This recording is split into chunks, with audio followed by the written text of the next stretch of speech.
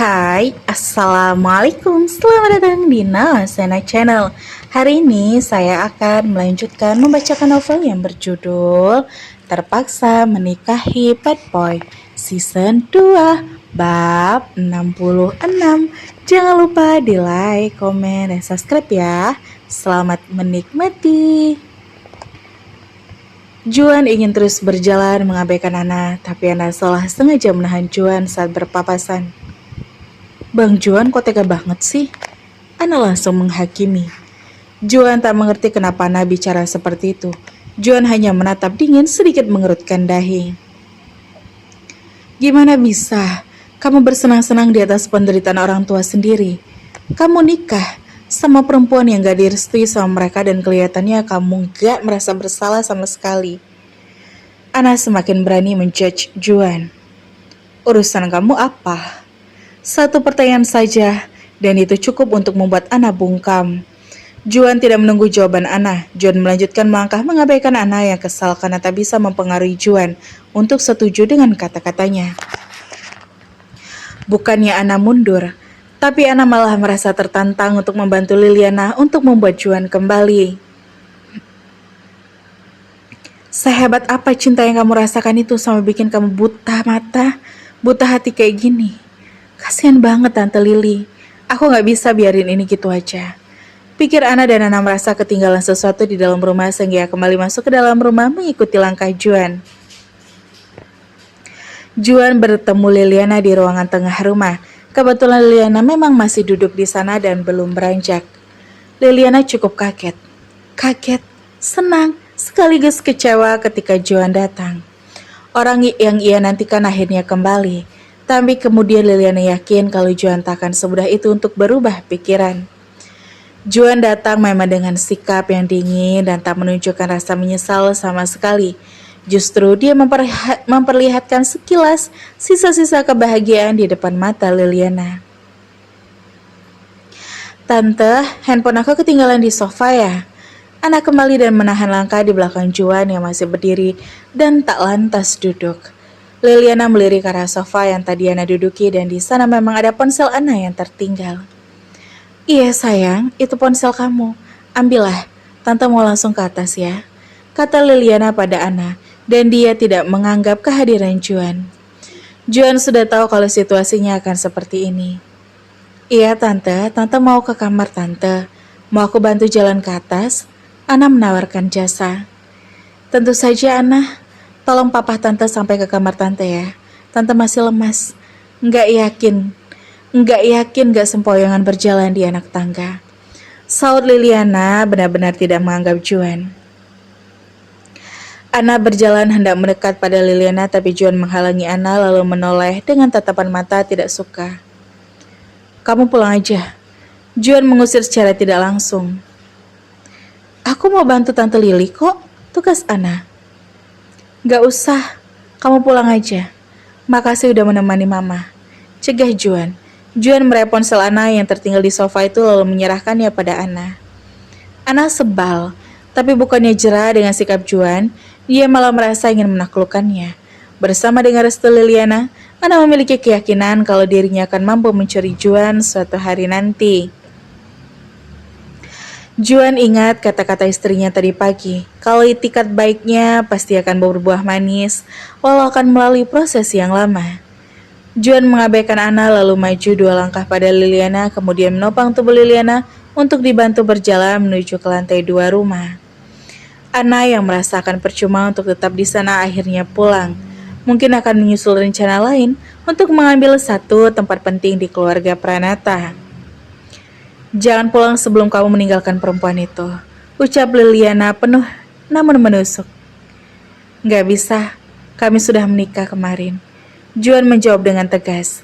Mendengar pernyataan itu langsung dari sumbernya membuat hati Liliana terasa sangat panas. Terus mau kamu apa datang ke sini? Kan jelas, kamu gak usah datang lagi ke rumah ini sebelum kamu ninggalin dia, sebelum kamu menceraikan dia. Kamu paham kan sama kalimat itu? Juan ingin melawan tapi dia tahan. Kamu menghancurkan hatiku dengan sempurna, Juan. Kamu menghancurkan harapan orang tuamu sendiri setelah ini. Untuk apa kamu kembali kalau kamu gak bisa memperbaikinya? Tempuh saja jalan yang sudah kamu pilih dan jangan memutar langkah untuk pulang ke sini. Selama kamu masih menuruti hawa nafsu kamu itu. Mamamu ini sudah jengah, bahkan tak ingin lagi mengakui diri ini sebagai mamamu. Kata-kata Liliana begitu keras, Juan pun kembali putus asa. Kalau bukan karena dorongan Zahran dan Arsy, Juan tak ingin datang dan akhirnya seperti ini. Juan sudah memprediksi dari awal kalau sikap Liliana akan seperti ini. Istriku yang menyuruh buat datang ke sini. Dia yang mintaku buat tetap mengajar restu darimu. Enggak akan pernah. Catat ini, Juan. Enggak akan pernah. Bukan karena dia tidak baik, tapi karena mama enggak menginginkan dia yang menjadi istrimu. Jelas. Sudah jelas kan? Pergilah kalau memang pilihanmu bukan kami. Datang saat kamu sudah bercerai dengan dia. Itu saja. Hati Liliana malah semakin mengeras. Juan benar-benar putus asa. Mungkin cukup hari ini adalah hari terakhir dia berusaha untuk meruntuhkannya. Banyak kata-kata bermakna buruk yang Liliana lontarkan. Seperti tak ada lagi kesempatan untuk Juan menjadikan Arsy sebagai menantu yang resmi dan diakui di hadapan keluarganya. Dan satu lagi, katakan pada perempuan itu, gak perlu sok menasihati kamu buat baik pada kami, karena kebaikan kamu gak akan pernah berarti selama dia masih bersama dengan kamu. Tegas Liliana untuk terakhir kalinya sebelum ia melangkah menjauhi putranya sendiri. Drama is not over. Drama benar-benar masih berlangsung dan Juan lelah dengan drama itu. Bi, tolong saya, teriak Liliana pada salah satu ART-nya. Bi Yayan sigap datang menghampiri Liliana yang berdiri agak sempoyongan setelah melepaskan diri dari Juan. Iya, Bu. Bantu saya jalan ke kamar saya. Baik, Bu. Bi Yayan menyempatkan diri menoleh ke arah Juan yang diam 1000 bahasa. Juan pun mati rasa, semakin hilang respek pada orang tuanya. Kenapa ada orang tua seperti itu? Apa itu pantas? Tak menunggu lama, Juan pergi bahkan ia tak sempat untuk duduk. Juan mengabarkan ini pada istrinya agar istrinya tak bersikap nyuruhnya untuk menemui Liliana dalam waktu terdekat ini karena itu akan sangat percuma. Tadinya Juan ingin bertemu dengan Adiaksa, tapi sepertinya Adiaksa sedang tidak ada di rumah.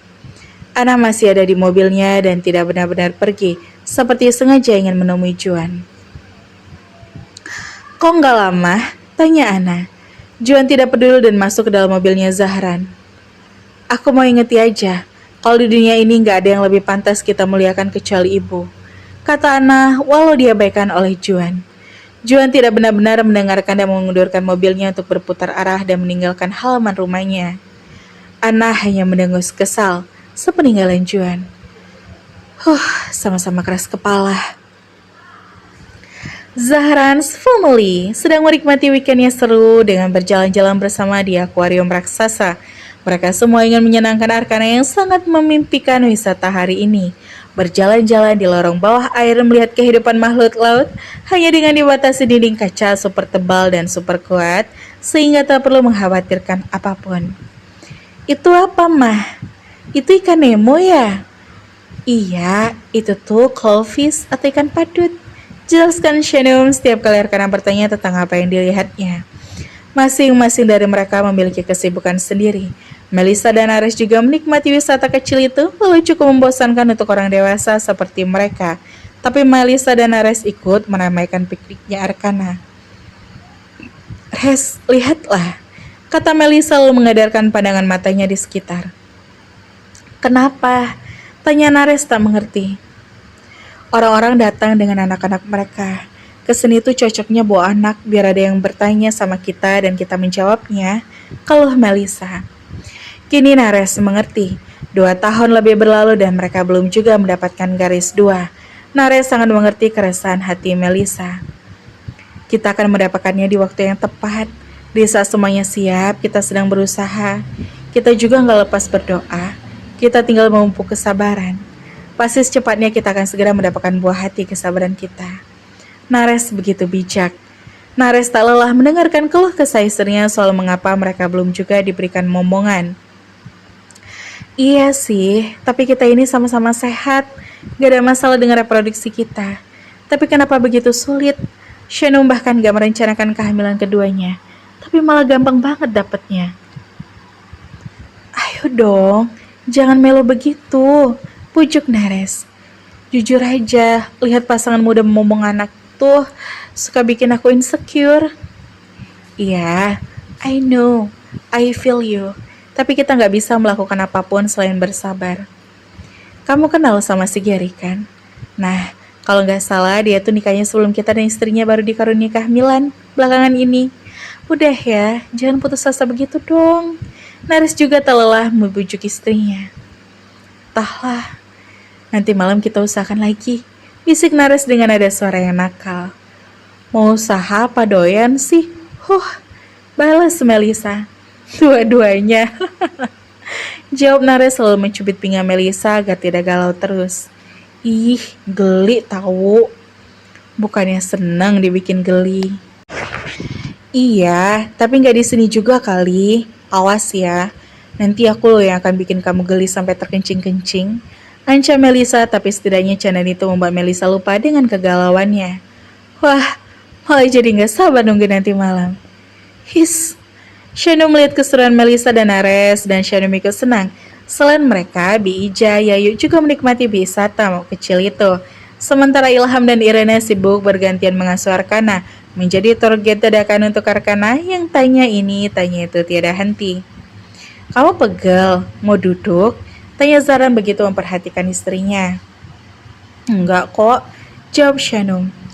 Kalau pegel kita pergi ke kafe di luar dan biarin Ar sama oma opanya, ajak Zahran. Enggak kok bang, tunggu yang lain aja, biar kita makan siang sama-sama. Oh iya, barusan siapa yang nelpon? Juan, mau balikin mobil. Oh, kok cepet? Apa mereka udah check out dari hotel? Katanya udah sejak tadi pagi, Juan udah nuruti saran abang buat nemuin mamanya.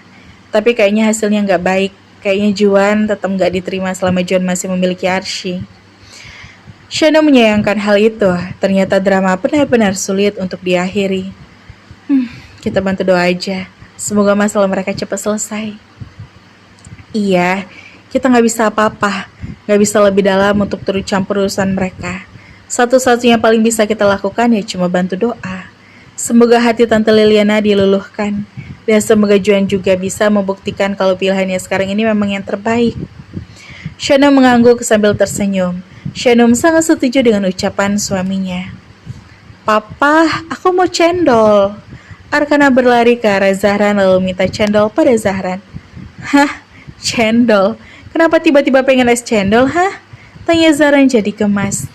Iya, Ar, kenapa kok tiba-tiba pengen cendol? Random banget deh kamu. Tanya Shanum kemudian sambil tertawa kecil mendengar permintaan anaknya. Irene dan Ilham berjalan mendekat dan ikut tertawa-tawa kecil. Iya Ar, kenapa? Kok tiba-tiba pengen cendol? Random banget deh kamu. Tanya Shanum kemudian sambil tertawa kecil mendengarkan permintaan anaknya. Irene dan Ilham berjalan mendekat dan ikut tertawa-tawa kecil.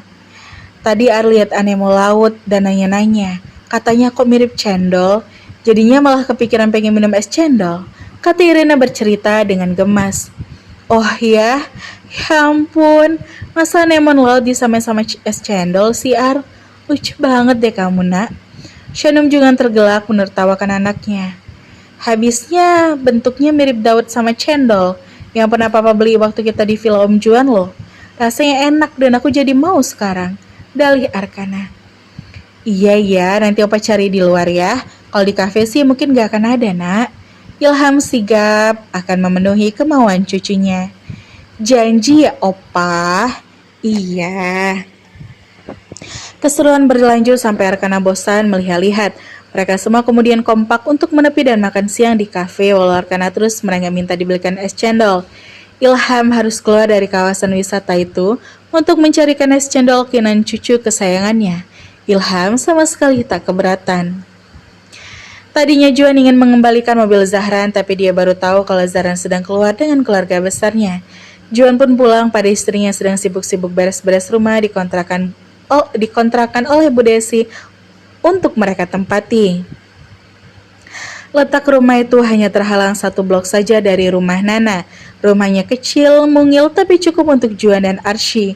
Ada dua kamar, kamar mandi, dapur kecil, dan ruangan utama di dekat pintu masuk. Aku udah buang semua sampahnya, Kak. Arigi pun ikut membantu. Oke, makasih ya. Kerjaan kita udah selesai. Berkat bantuan kamu dan ibu juga. Tukas Arsy dan bersyukur karena rumah itu sudah beres, siap untuk dihuni. Nanti ibu bawakan piring sama gelas dari rumah ya, buat sementara waktu sebelum kamu beli yang baru-baru, kata Nana. Iya bu, aku nggak tahu isi kado apa aja. Kemasannya sih ada yang beberapa yang jumbo, ada juga yang kecil-kecil. Aku harap sih itu isinya alat-alat rumah tangga. Ngarep. Ya udah nanti kamu buka-bukain kado dari teman-teman kamu. Kurangnya kamu catat biar kamu beli nyicil satu-satu. Yang paling utama tuh ada di tempat makan, minum, penarik nasi, sama alat masak. Biar nggak melulu jajan di luar, masak sendiri akan lebih hemat loh. Nana memberi saran berarti untuk Arsy. Iya bu, aku akan jadi istri yang bijak dan ekonomis, biar bisa menabung dan beli rumah sendiri. Itu bagus, tapi ekonomis juga bukan berarti pelit loh ya. Iya, aku tahu bu. Ibu tinggal dulu ya, nanti sore ibu kesini lagi sambil antri beberapa barang kamu yang ketinggalan di rumah. Oke bu, makasih banyak ya udah bantuin aku. Kalau butuh apa-apa bilang ke ibu ya. Iya ibu. Nana sudah pamit dan pergi bersama Arigi. Arsy menatap ke sekitar. Ada rasa percaya tak percaya kalau saat ini dia sudah memiliki tempat bernaung yang baru bersama orang yang baru, bukan lagi bersama ibu dan adiknya.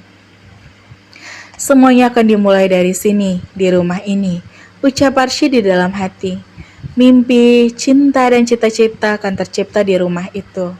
Arsy sangat yakin, walau tidak menjadi kaya raya, tapi dia akan mendapatkan kehidupan yang lebih baik dengan Juan bersama dengan ibu dan adiknya. Oke, semua sudah beres, tinggal catat apa-apa saja yang perlu aku beli untuk melengkapi rumah ini.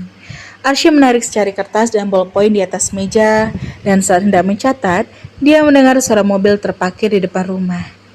Itu pasti Bang Juan. Walaupun tidak melihat sosoknya, tapi kemunculan Juan bisa ia rasakan dengan hatinya. Dan benar saja, Juanlah yang datang. Dia datang dengan wajah yang agak lesu sambil membawa 4 porsi makanan dalam kotak yang tadi ia beli di jalan. Hai, sapa Arsy dengan hangat. Masih terngiang bagaimana gagahnya Juan berbuat padanya semalam, dan hal itu meninggalkan kesan yang membuat Arsy semakin jatuh cinta pada suaminya. Ibu sama Aji mana? Nih abang beli makan siang buat kita makan sama-sama, kata Juan lalu meletakkan kantong kresek itu di atas meja. Baru aja mereka pergi, belum 10 menit deh kayaknya. Nanti deh aku antari ke rumah ibu. Juan hanya mengangguk dan perkataan Liliana masih menghantui ketenangannya. Aura Juan membuat Arsy sedikit cemas. Arsy yakin kalau ada hal yang tidak menyenangkan yang Juan alami saat menyambangi rumahnya tadi. Gimana? Tanya Arsy. Juan hanya menukas dengan senyum getir. Ada rasa tak tega harus mengatakan yang sebenarnya. Pasti kamu akan terluka kalau kamu dengar langsung apa yang mama katakan tadi, ucap Juan di dalam hati. Juan urung mengatakannya karena tak ingin menyakiti hati Arsy. Tapi Arsy sudah menduganya dan dia pun hanya bisa tersenyum pasrah menanggapi diamnya Juan. Dan bersambung sampai bertemu di bab selanjutnya ya. Wassalamualaikum.